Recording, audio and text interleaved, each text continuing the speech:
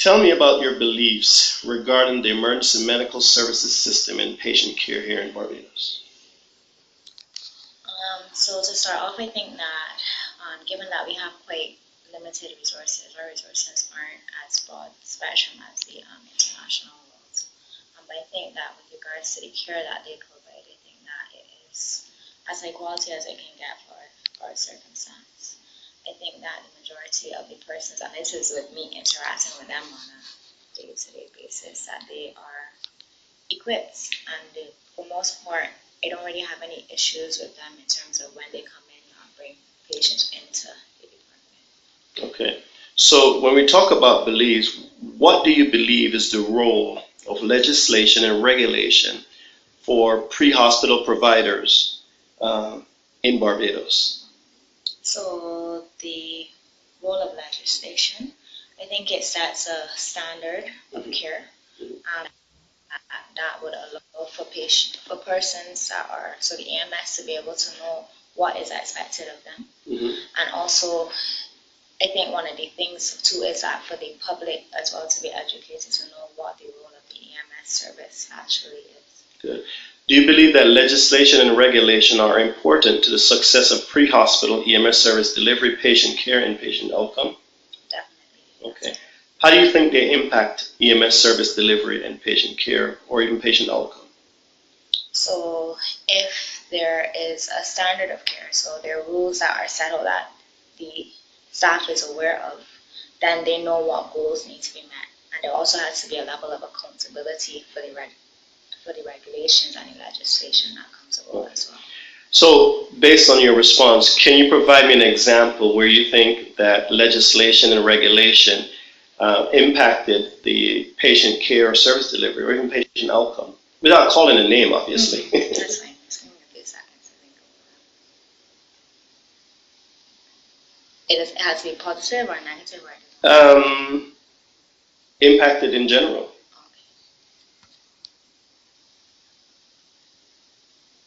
Okay, so for one particular patient who would have come in, I don't think, sometimes there's not always a clear protocol. So a patient that comes in with shortness of breath or chest pain, because of there not being a clear standard or protocol or expectation, there tends to be a varying response sometimes from the emergency protocol. That's even in terms of delivery of patients. So sometimes the time that they may come to the department may be a bit, or the time that I spent on the scene may be a bit prolonged.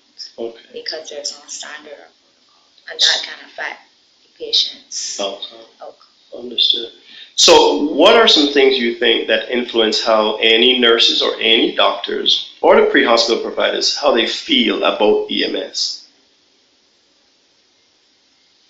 Unfortunately, I think that there's, kind of a hierarchy that is seen.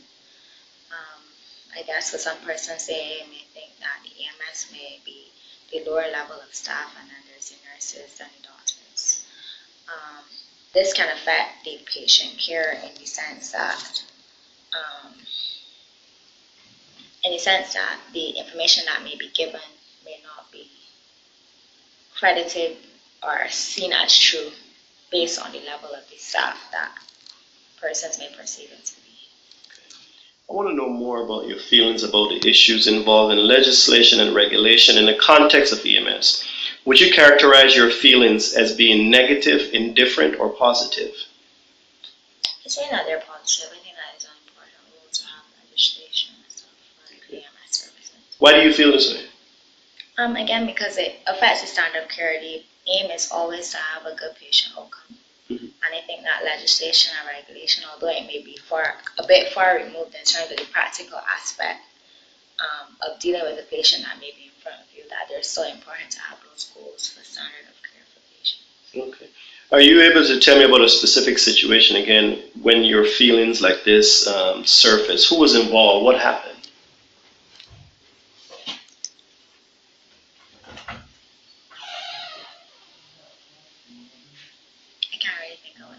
No problem. Now let's look at legislation and regulation regarding how it's influencing you or your peers or any pre-hospital providers you know in Barbados in terms of behavior, generally speaking? How does legislation and regulation positively influence you or your peers or behaviors? So when there is a particular rules or legislation, regulation, and persons know that this is what is to be expected, they operate according to that expectation. It is beneficial because it means that it is a standard that is expected from everybody. So everybody knows this is what the plan is, this is what the protocol is, and this is what needs to be done. Understood. Again, regarding legislation and regulation, are you able to tell me about a particular time when you think legislation and regulation positively influenced you or your peers or anybody, your behavior? Particular circumstance. And this is in relation to the EMS or just for me? In terms of emergency services, so inside the emergency A&E, potentially a particular time when you think legislation and regulation possibly influenced you, your peers, or even the pre-hospital providers' behaviors? Okay, so there is, I guess, maybe an unwritten rule that for patients who come in with trauma, that it's supposed to be a multidisciplinary approach. So normally what happens is that you have a trauma patient, gunshot wounds, or whatever the case may be. You may need other specialties to come. So that, because you know that, there allows for that pre-alert thing to alert the other specialties as well. Okay. So that's something that is known, and because of that, you will do it in advance because you know that that's what. Okay. So now, on the contrary, how does legislation negatively influence you, your peers, or even the pre-hospital providers' behaviors? So with regards to legislation, sometimes what can happen then is that it's a flip coin because there's a certain protocol or something that is expected. Every case is not going to be clear cut. Every case is not going to be able to fit in that particular scenario. And then you need to depend on your clinical acumen, which may not go in the exact setting of what the legislation may say. Understood. So let's move on with some questions about medical direction. Medical direction refers to each Caribbean country having a qualified EMS medical director who oversees the country's EMS system and provide guidance to all providers. It refers to the appointment of an EMS medical director for each Caribbean country.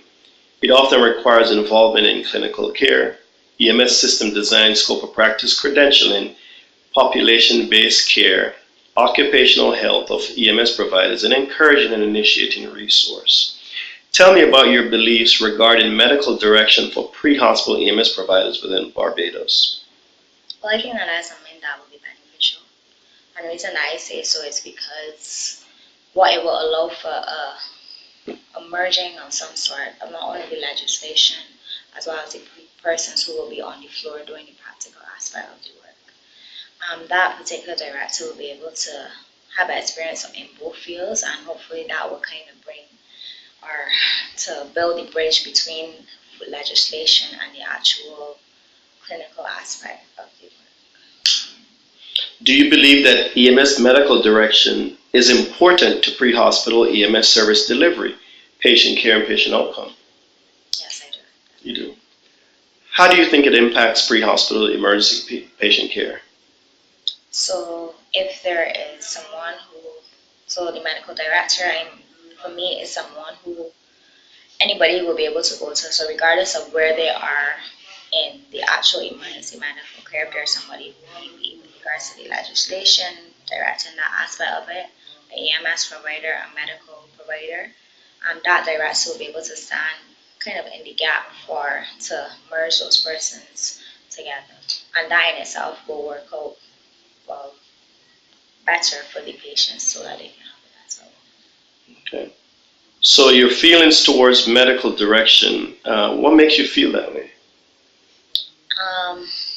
So quite often what can happen is, or in some settings where the persons that make the legislation, the persons that make the protocols, they're quite often not always the persons who are actually actively doing the work at that point in time. So the practical aspect of it.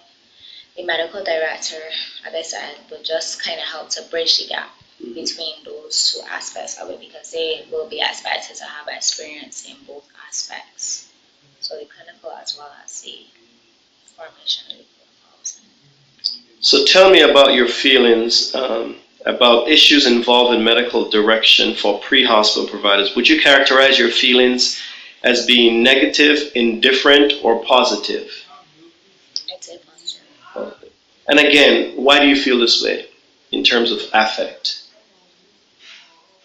The aim is to have a good outcome for the patient, and that's not always just the clinical aspect of it, but also the patient's relationship with the healthcare providers as well. Okay. And that person will be able to, once that bridge is built between the legislation makers as well as the EMS or the ambulance service, the doctors or the emergency staff, then that should trickle down to have a good patient and that's what it's. Good. And again, we talk about scenarios, about a specific scenario where your feelings about that response you just provided me came about. Okay, so what will normally happen is that there is, for the emergency department, there's usually a shift leader, and there's also what we will call a consultant, who will be a head doctor in charge. And what happens quite often is because the shift leader the consultant is not somebody that is within the department at that particular time. So they're usually at home. And what can happen then is because they are not faced with the situation of no beds directly in their face, no place to see the patients not being admitted, and how that affects the patient care, then what can happen is that there tends to be no immediate action that may be taken because it's not directly affecting the head doctor or the consultant at that point in time. So I think that with having somebody who's a medical director who is on the ground, who is aware of not only the things that needs to be done, but also the way that it affects patients in the acute setting will be something that will be positive to help to reinforce that so that it's not such a big gap or such a big separation. So this scenario you just described, how did this scenario or how could this scenario impact pre-hospital emergency services delivery? So what happens then is that if there's no place for the patients to be admitted to because there are no beds available, for whatever reason, and that happens daily. So then what happens is that the beds are full. What happens then is the ambulance trolleys are what are utilized to help the patients in the emergency department. If there are no ambulance trolleys, the ambulance can't go for calls. If they can't go for calls, it means that there are patients that cannot come to the hospital. Understood. So describe your thoughts about the things that influence the behaviors of A&E doctors, nurses, or ambulance workers in Barbados. What are some things you think that are influencing their behaviors? Those who provide medical direction. I think that the majority of it is frustration because you're currently working in a system where you see where the negative impacts are for the patients as well as the staff, but there's not really movement going forward in order to fix those issues. So you come to work daily and you see the same thing. You become frustrated because there's no change that is seen, and the patients continue to come, they continue to be sick. So why do you think those things influence the behaviors? Because it's kind of like, I ask for, especially for our emergency staff, you see a lot of things which may be, for the general population, may be traumatizing. But because of that, you become desensitized because it's something that you see daily. So what happens then is that you can, because of the desensitization, you become frustrated and you then don't have the desire to do the thing that you may have once loved. So the enthusiasm is not there. The work ethic may decrease as well, depending on the person. So now think about the medical direction provided to pre-hospital providers, how is it influencing your actual behaviors as a stakeholder, or even your peers that you know in A&E? The medical direction for pre-hospital. How do you think it's impacting your or influencing your actual behaviors? Generally speaking, how does medical direction positively influence the behavior, your behavior? Okay, so if there is direction, then there is a bridge between the legislation as well as the emergency or the pre-hospital personnel. What happens then is that so if there are issues where there are no ambulance trolleys or there are no ambulances available, that is something that can be fixed. Or there can be things that can be put in place to help with that situation. That in its sense will trickle down to the emergency department when the patients come to the department. So in terms of your particular behavior, knowing that those providers are provided some degree of medical direction, are you able to tell me about a particular time when you think that because your understanding of medical direction, how it positively may have influenced the behaviors, your particular behaviors, or that of the pre-hospital folks? So in terms of understanding medical direction and how it affects or could affect pre-hospital providers, how do you think it positively influences the behavior, either your behavior or the behaviors of the pre-hospital provider or the nurses? So I think if there is medical direction, even if the situation is a case where it cannot be changed or to the degree where the problem is completely fixed and there is, or that you know that somebody is there to actively try to fight, that's actually trying to resolve whatever issues is, it trickles down to a positive thing. So you will be more inclined to do more, even though you know that the situation may not be able to change, as opposed to having the level of frustration where you don't think that anybody's doing anything because nobody's in that room directing to say what needs to be done or what can be changed. Okay. And then the final question, can you tell me about a particular time when you think medical direction negatively influenced the behaviors of yourself or peers or in the pre-hospital environment? Who was involved and what happened? Okay, so sometimes what can happen is that you may give a call again saying something that is okay, there are no beds available, there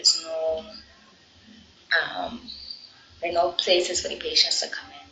And what happens is that the head doctor or whatever is informed. And just them not doing something is still, so they're not acting or trying to resolve the issue. Then what can happen then is that affects it negatively, because even though they're not doing anything, you become frustrated by the lack of action that is taken.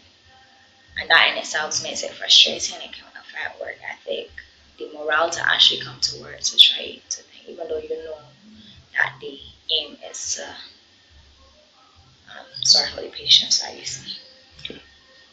Well, in closing, how long have you been in the profession?